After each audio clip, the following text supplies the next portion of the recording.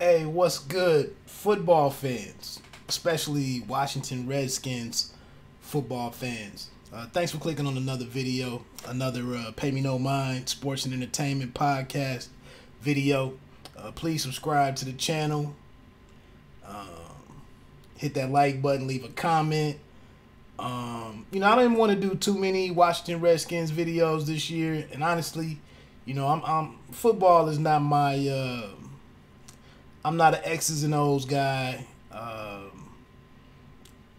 So this is gonna be a big picture look at just my reaction to the season as a Skins fan, and then just as I do my thing on the Pay Me No Mind podcast, which I will remind you has been on hiatus for a minute now.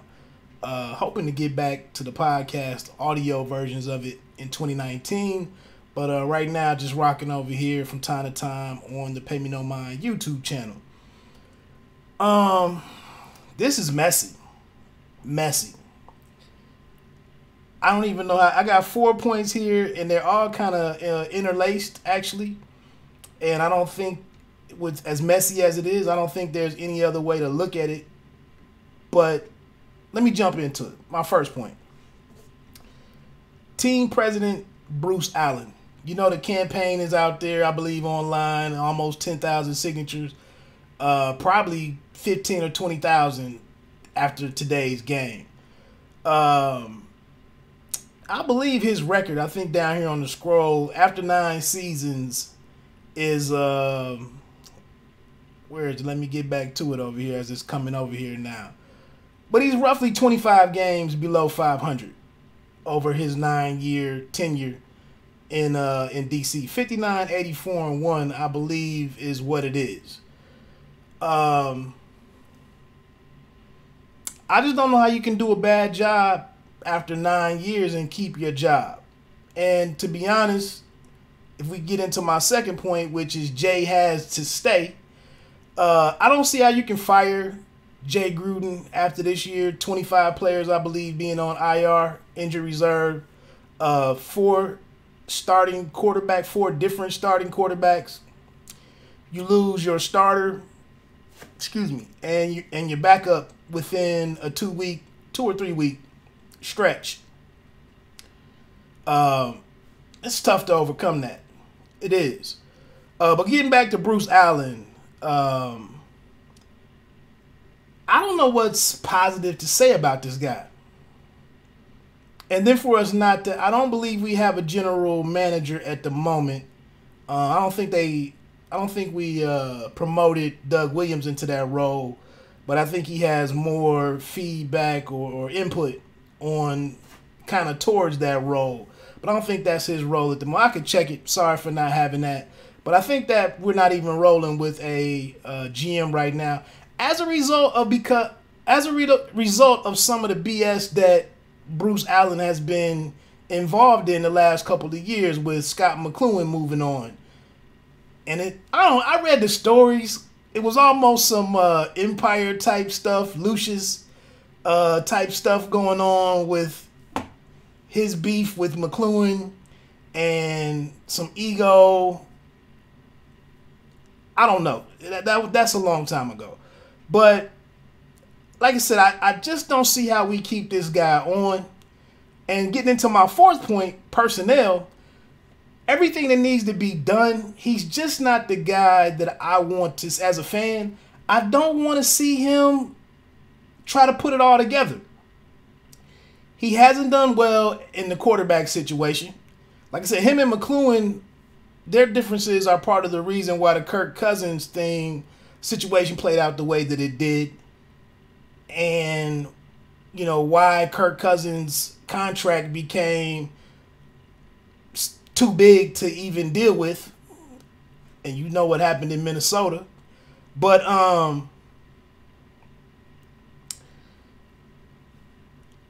I just don't see how you can I don't see how you can go through this draft needing all of the things that we need. And if I'm Dan Snyder, how can I entrust this guy to get a lot of this right? Because we need a lot of things out of this draft.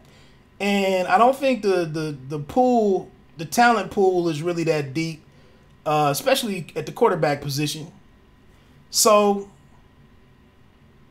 and then I think the only thing that he can really hang his hat on, and we couldn't even tell this year because of the Geis situation with him being gone. But that might be the only thing that he's really hit on offensively, could be Geis. And in a scoring era, and passing and wide receiver ones or number one wide receivers, he's just been miserable at that. And then the plan that we had, or the depth, the situation that we had at quarterback was just unacceptable.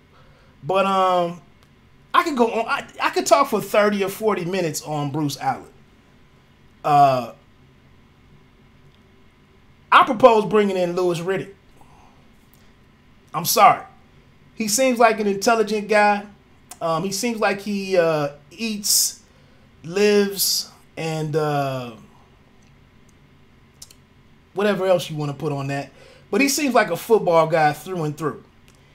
And he seems in touch with today's media, social media.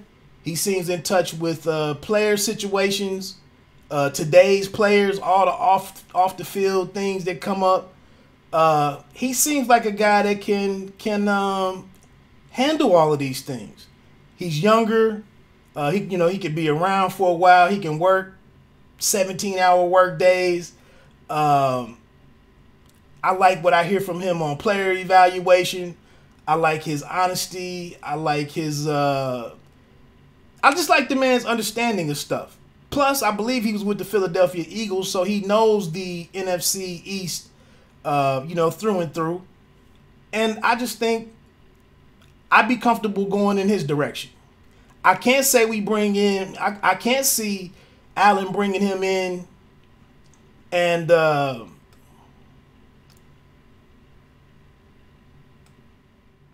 I can't see Allen bringing him in as a GM. I had to lower the volume there. And them coexisting. I can't see that. I can't see that happening. So and I can't see Snyder providing the leadership to say we're going to bring him in and you let him do his job. I think Allen is going to want to have his say and want to be hands on. So I'm cool with bringing in Louis Riddick. I'm sorry. Second guy that I guess I would consider is this Duke Tobin cat, who's the director of player personnel, I believe, for the Cincinnati Bengals, who also don't have a GM because Mike Brown does most of it. It's hard to tell who's doing all of the drafting with Marvin Lewis being there, and then Mike. I don't know. It's hard to, say who's doing what.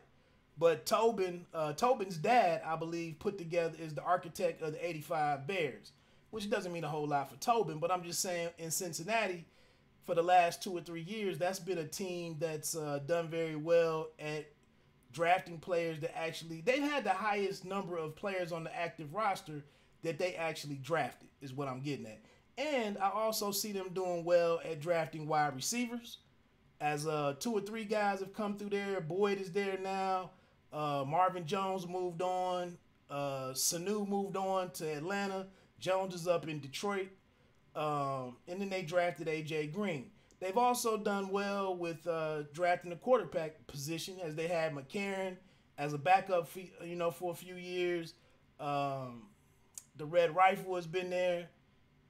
They've also had, a number of decent defensive picks with Dunlap and a couple of Burfict, for all the trouble that he brings. But I don't know. Like I said, and if Tobin is contributing to putting that together, I could take a look at him too. And maybe even Tobin is a guy that could rock with Bruce Allen, in the GM role. Maybe that's something that could halfway happen. I don't know. But Allen has to go, in my opinion. I guess going back to getting into point two, with Jay must stay. That was my third point, was leadership. But I guess between owner, team president, and then Jay Gruden, like, where is the leadership? Where is the leader? For all the jokes that we make about Jerry Jones, at least we're hearing from the horse's mouth on what's acceptable, what's unacceptable, what will improve, what will change, what I want to see. I haven't heard Snyder say anything. Now I'm in Dayton, Ohio. I'm not seeing what's going on locally in the coverage locally for the Redskins, but I don't see anything out of him. I just lost my light. Sorry about that. I was trying to get rid of that shadow right there. That's why I had that going. But anyway, show must go on. Yeah, I don't see. And then every time that I hear something from Bruce, it's jacked up or tone deaf. The Sanchez signing, I guess I could have hit on that. That's almost a fireable offense right there for you to bring in Sanchez. But the situation was tough. But anyway, let's get into point number 2. 25 guys on the IR. You lose your starting quarterback. You lose your backup.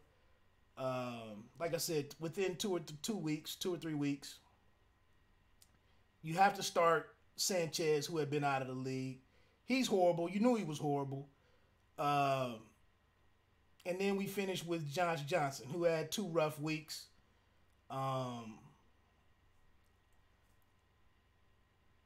Geis goes down. You bring in an older Adrian Peterson, who rushes for 1,000 yards. It's a cold world. The NFL is a cold business, but I just don't know how you get rid of the man for this season. If you look at it, two less wins than the Pittsburgh Steelers, 2 less wins than the Pittsburgh Steelers, and look at those rosters.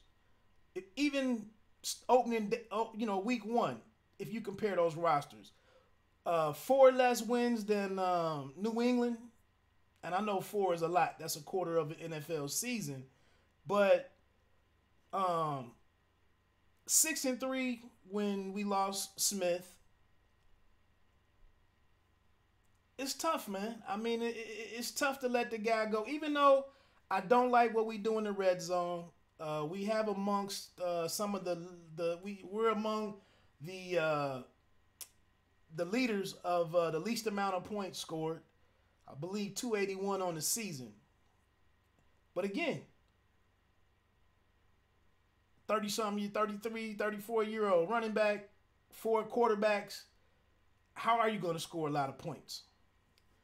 Then another thing that makes this even messier is, so we moved on from Kirk Cousins this year. We see that Kirk Cousins is like 5-25 against teams with, above 500 or winning records. Same thing right there. But we really didn't know if it was Jay that can't win the big games, who's 2-4 this year in the conference, or was it Kirk Cousins? Kirk Cousins went and had all the weapons that he had in Minnesota and still didn't get it done. So, we missed, or we won, but we missed on making or we whiffed on making that, getting in that bad contractual situation, re-signing him. I just don't know how you get, because there's probably a large number of fans who believe that it's not Jay because of the injuries. Because he is going, to me, in my opinion, even with the good team, he's a 7-9, 9-7 coach, in my opinion. But like I said, you take all of this stuff away from him and where he was, where things were trending with Alex Smith, I guess you got to give him another year. And then I think, which kind of reinforces the point of going in a different direction with team president or general manager, you get a new general manager whatever, however they do it. You get rid of Allen. You bring in a new guy, and then you give him a year to work with Jay Gruden. Is it a good fit? And, after that, you move on. Now, I will say today after Ian Rappaport said that Gruden would be would be returning next year. I do say after what we saw on the field today, it warrants a strong look at whether or not you go in that direction, in my opinion. At some point, which fans are, attendance is already struggling.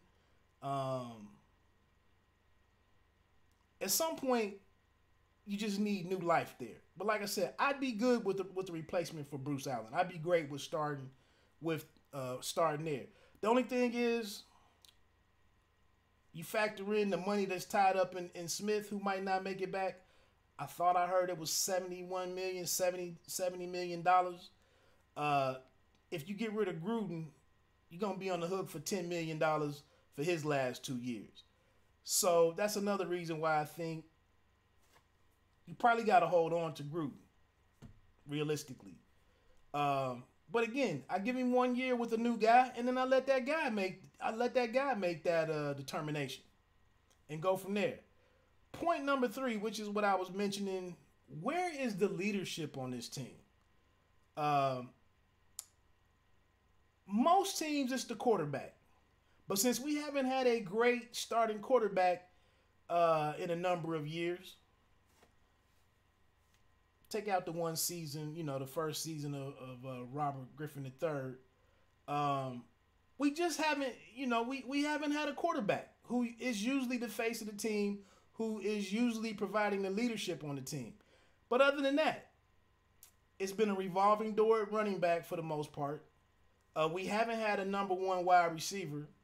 And I just think in today's game, I know you can run into the bad wide receivers who are demonstrative, disruptive, can be locker room cancers if they're not getting the ball, the TO types. I get that. But you can have guys like Keenan Allen who are just animals on the field and just produce. I know there's been, some antics with an Antonio Brown. Julio Jones is a quiet guy. But it just seems like when you have a guy who can take it to the house at any point in the game, on any play, it electrifies the team. And I think it just galvanizes the team and lets the defense know that I can play as hard as I can, leave it all on the field out here, because it's a guy that's coming in when I'm on my break, when I'm on the sideline. It is a guy out here that is a beast and can get into the end zone.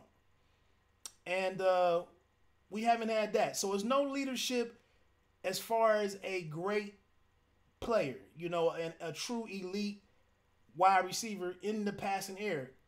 We haven't had that at QB, and we haven't had that at wide receiver.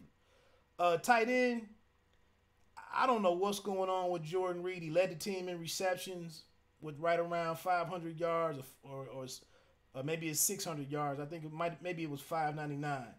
But he just seemed to be up and down this year. I think he played quite a few games this year, maybe 14, 15 games for the first time. But I just don't know. I don't know where he is with moving forward.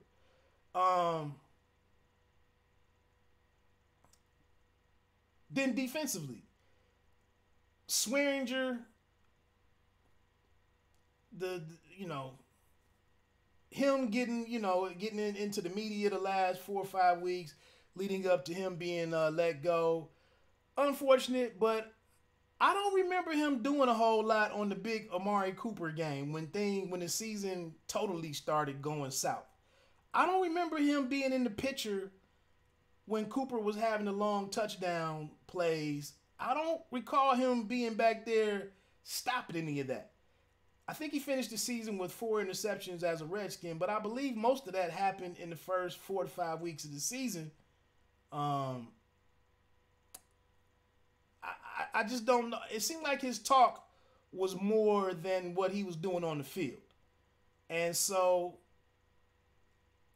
again, and leadership. Did he go to the guys in the locker room and have a players only meeting, or the secondary, have a secondary only meeting? Did he go to those guys and say, hey, I know what's expected of us in practice, but here's what we need. Here's what we need to do for us to be great. Did he do that? So I don't know. It's neither here nor there now because he's gone. But yeah, like I said, for the last 10, 15 years, I mean, Kerrigan is a good guy. He's dependable. He's reliable. He's available. But he just seems to go about his business and go about his job. I mean, he has his touchdown celebration, and, he leaves it all out there. But I don't get leader from him. Trent Williams, I've seen him be the muscle at times and stand up for different guys. But again, I don't know if your left tackle can be the leader. Josh Norman, this guy's going to work ESPN on his bye week. It's kind of already seems to be working on his studio career after the game. I think he had one interception in 2 seasons. Did he have 1 or 2 this year? I don't remember specifically. But where's the leader on this team? When you have a Peyton Manning, a Drew Brees, a Tom Brady, an Andrew Luck, I know I'm forgetting some guys. A Carson Wentz. That's leaders. I don't see any leadership on this team. And I haven't even if we look at Smith this year, it seems like 47% of the people liked him. The other 47% of them hated him. And then there was 6% that could take him or leave him. And, the fact that we didn't have a true wide receiver, a number 1 wide receiver, and he didn't get a chance to get to the end of the season, and maybe that developed. I don't know, but everything associated with the team just seems like there's an upside and a downside to it equally, with the exception maybe of Adrian Peterson. So yeah, that's my problem. Is where's the leadership on the team among the players? We got to get that at some point. Even Aaron Rodgers, I guess I could have mentioned in that bunch, but it's kind of going south for him in old Green Bay, Wisconsin. Lastly, personnel. Personnel is a mess. Personnel is really a mess. I'm not too optimistic that Alex Smith comes back, makes it back. I'm just not. What is he? 34 years old.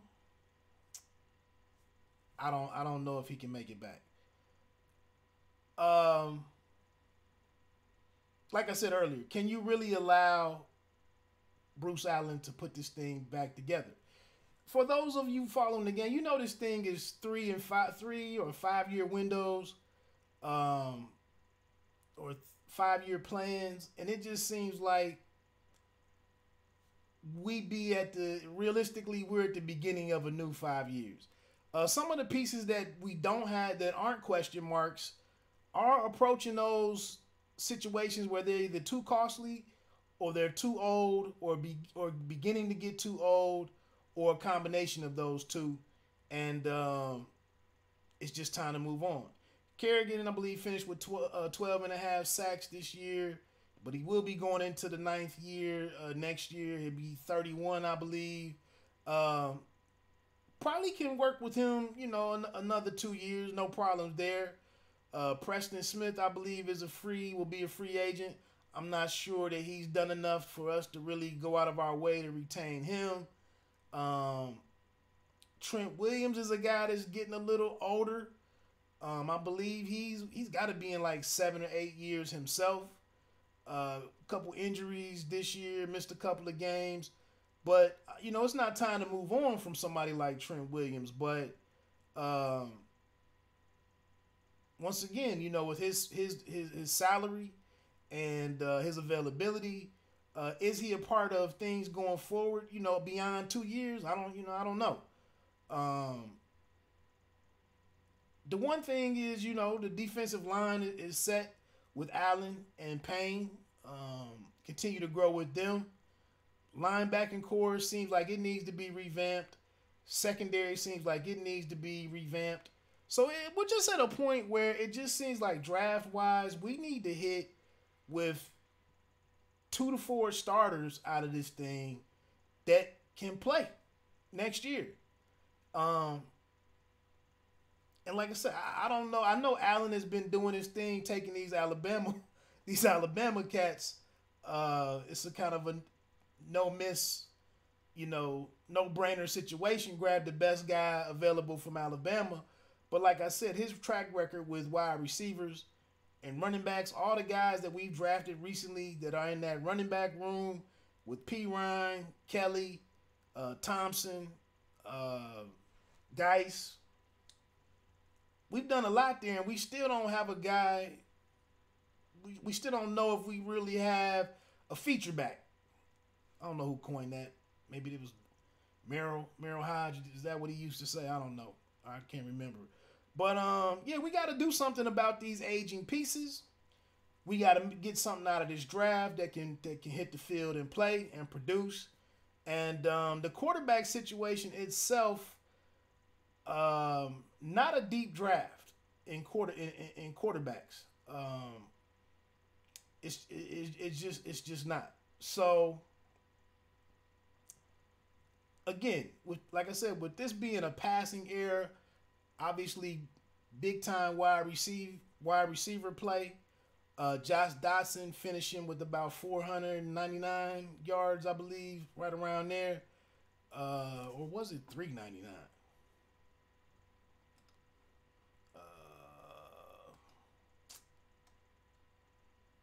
Dotson 499. Jordan Reed with 558. We need a big time receiver. Now you look at this cat for the Colts. This middle linebacker for the Colts.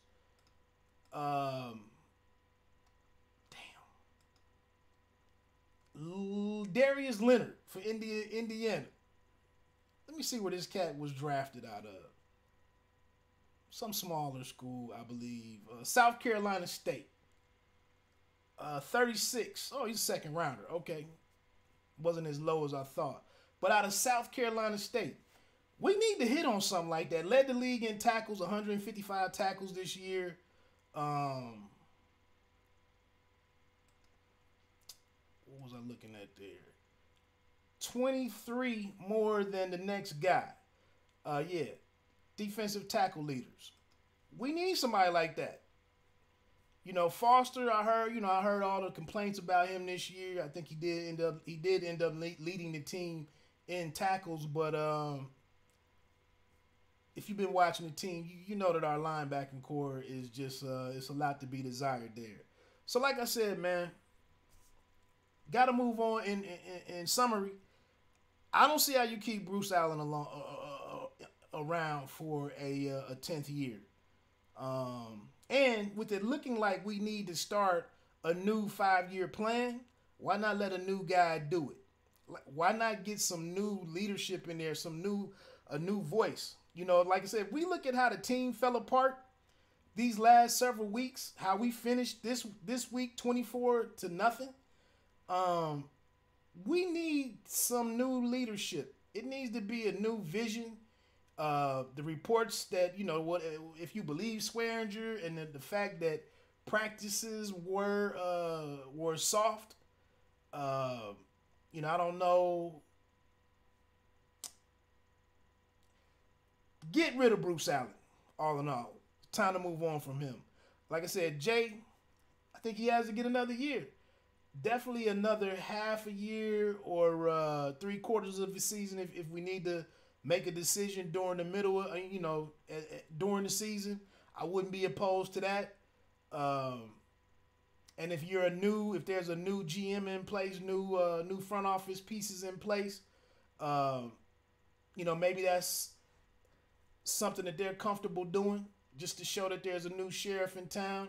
I mean, if you look at Silk or Wilkes this year in Arizona getting let go after 1 year, I thought it was somebody else that was. Vance Joseph probably out. Might be out by now. I haven't checked what's going on online, but he could be gone by now. I think Jay has to stay. Like I said, there needs to be a leader on the team. If you look at, like I said, we're getting a group of young guys. When the Legion of Boom came in, and all of those guys were in their first and second year with Russell Wilson, we need a new core of guys that are Redskins and that exhibit leadership qualities. Right now, I just don't see that happening. And then lastly, the personnel situation. We got a lot of holes. A lot of things need to be addressed, and I don't want Bruce Allen leading the way on that. So look, didn't mean to make the video this long. It's a lot to tackle. It's a lot of stuff to take a look at and to fix. And like I said, just as a fan, 7-9, it's amazing that you get there. And going into 2 or 3 weeks left in the season, realistically, we were still in it. We're in a soft division. We're in a division where every year there's a different winner, or the likelihood is there that there'll be a different winner. We look this year for the Chicago Bears to go from worst to first. To see that a turnaround like that without a great quarterback, without a Pro Bowl quarterback, without a first in that first third of quarterbacks. So a lot of things can be done that don't necessarily require a home run at the quarterback position. So it's a reason to have some optimism that we don't have to burn down everything. And like I said, with Geis coming back next year, presumably, can Geis have the production of Saquon Barkley, Nick Chubb up in Cleveland? Can he come in with whatever we do at quarterback and give us a shot offensively? And that's one thing to take a look at is the New York Giants outscored everybody in the division. Our scoring per game has to improve. Our red zone offense has to improve. We just need a number one wide receiver. End of story. Hey, look, man, appreciate anybody that rocked with me to this point. If you only made it 10 minutes, I appreciate that. But you're not here anymore. If you made it 15 minutes, I appreciated that. Again, this is the Pay Me No Mind YouTube channel. I am the host of the Pay Me No Mind Sports and Entertainment Podcast and the Bite Down Boxing Podcast. Check that out at leftjaballnightboxing.com. Hey, y'all have a great new year. And let me get on out of here. Peace.